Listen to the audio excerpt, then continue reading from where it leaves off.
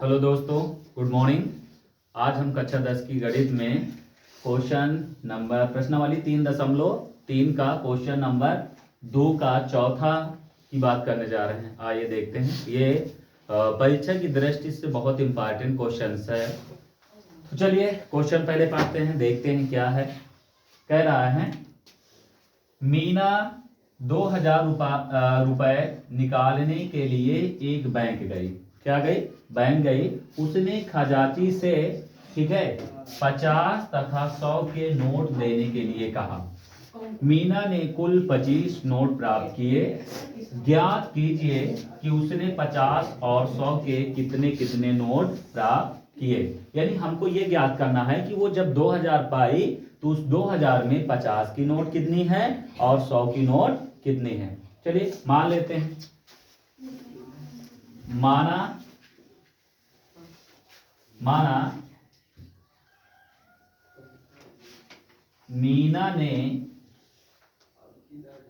मीना के द्वारा लिख लेते हैं। माना मीना के द्वारा प्राप्त 50 रुपए की नोटों की संख्या बराबर x। हम ये मान लेते हैं कि 50 रुपए की नोटों की जो संख्या है वो कितना है? 50 रुपए की नोटों की संख्या x है। कितना है? x है। और यहीं पर 100 रुपए, कितने? 100 रुपए की नोटों की संख्या, ठीक है, 100 रुपए नोटों की संख्या, ठीक है, y है। कितना है? y है। अब यहां पर हमने कहा 50 रुपए की नोटों की संख्या x है, तो 100 रुपए की नोटों की संख्या कितना है? y है। तो यहां पर हम प्रश्नानुसार बात करें। किसके? प्रश्नानुसार की बात करें। ध्यान दीजिए, यदि 50 रुपए की नोटों की संख्या x है तो इसका मतलब है कि कुल रुपए कितना पाएगी 50 वाले में, तो 50 गुणे x। और 100 रुपए की नोटों की संख्या y है, तो 100 रुपए वाले में कुल कितने रुपए पाएगी? 100 y। और दोनों को यदि हम जोड़ दें तो हमें कुल कितना प्राप्त होगा? 2000। कितना प्राप्त होगा? 2000। तो हम यहाँ पर प्रश्नानुसार करते हैं। थोड़ा सा ज्यादा लिखने से बचने के लिए हम क्या करते हैं, 50 रुपए वाले में कुल नोटों की संख्या x है, तो 50 रुपए से प्राप्त कुल संख्या, यानी कि कुल रुपए कितना होगा? 50x होगा। कितना होगा? 50x। यानी कि 50 रुपए की x नोट है तो कुल रुपए कितना होगा? 50 गुणे x, ठीक है, और प्लस 100 रुपए की नोटों की संख्या y है, तो 100 रुपए की नोटों की संख्या यदि y है तो 100 रुपए वाले में से कुल कितने रुपए होगा? तो ये होगा 100y। और ये हमको कुल कितना मिला? 2000। ये बेटा 2000। अब यहाँ पर एक चीज हमको है, दोनों में 50 कॉमन है।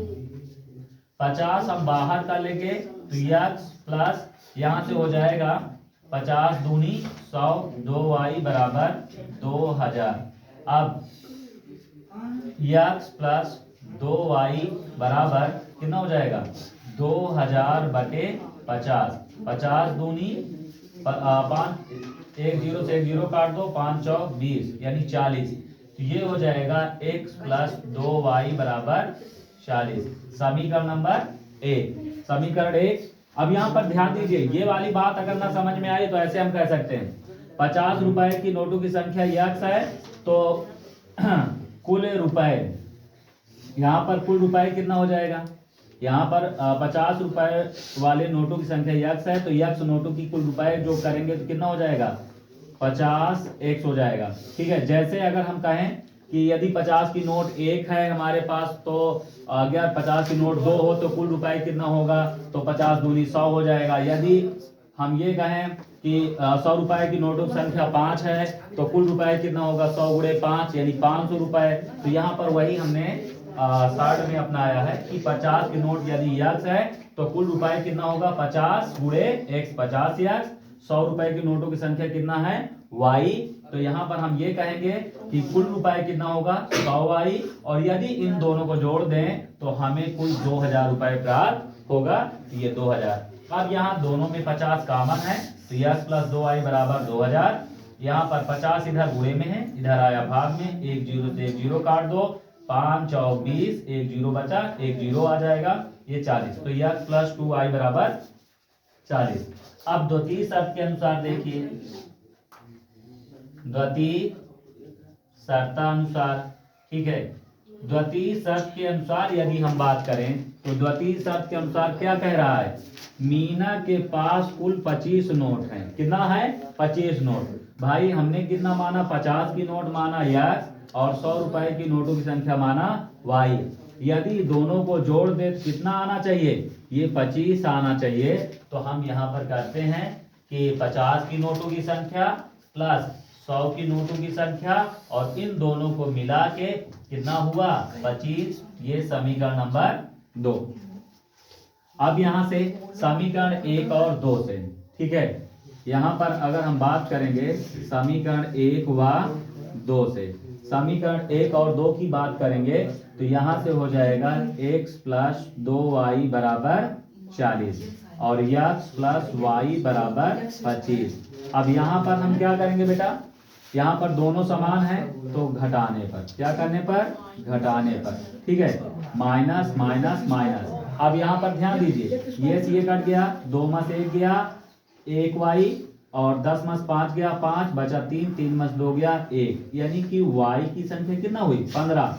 अब हम लिखेंगे y का मान समीकरण 2 में रखने पर, कहाँ रखने पर, 2 में रखने पर, 2 में रखेंगे बेटा तो x + 15 बराबर 25, तो x बराबर 25, ये प्लस इधर आया -15, x बराबर 5 में 5 गया 0, 2 में से 1 गया 1, x हुआ।